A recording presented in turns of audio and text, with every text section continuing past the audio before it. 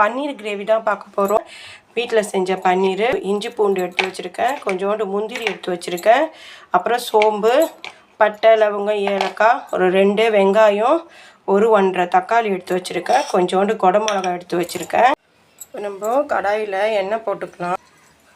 அப்புறம் கொஞ்சோண்டு பட்டர் சேர்த்துக்கலாம். அப்புறம் நம்ம எடுத்த சோம்பு, பட்டை, லவங்கம், ஏலக்காய், வெங்காயம் நல்லா வதங்கிடுச்சு, தக்காளி, இஞ்சி பூண்டு பேஸ்ட்டு, கொஞ்சோண்டு உப்பு போட்டுக்கலாம்.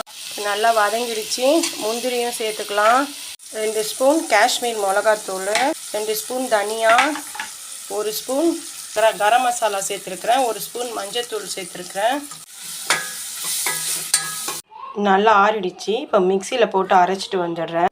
ஃப்ரெண்ட்ஸ், இப்போ எண்ணெய் ஊற்றியாச்சு. கொஞ்சோண்டு பட்டர் சேர்த்துக்கலாம். பட்டர் சேர்த்துட்டு நம்ம அரைச்சி வச்ச இதில் சேர்த்துக்கலாம்.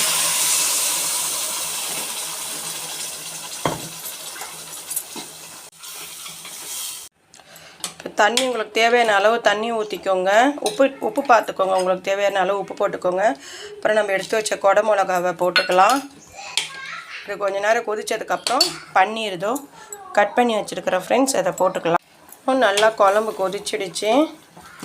இந்த டைமில் நம்ம பன்னீர் சேர்த்துக்கலாம். இதோ கட் பண்ணி வச்ச பன்னீர்.